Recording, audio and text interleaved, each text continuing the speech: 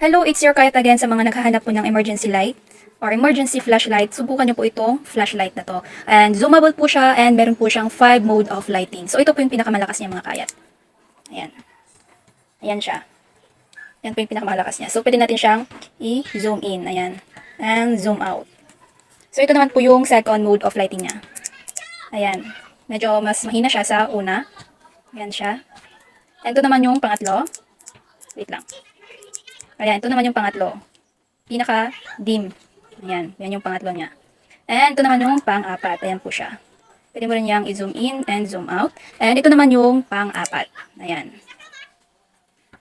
And syempre, meron pa tayong pang-lima dito sa bottom niya. Ayan. Ayan siya. Ayan yung pang-lima niya. And syempre, napapalitan mo din yan ng kulay. Ayan, meron siyang LED light. Ayan, kulay pula. And kulay blue. And ayan siya.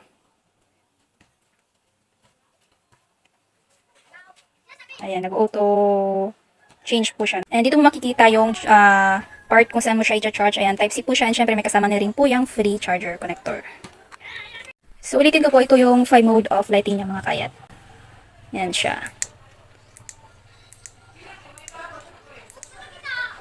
Ayan. And ito lang po yung ating yellow basket dyan sa baba kung saan nyo po ma-order ang flashlight na ito.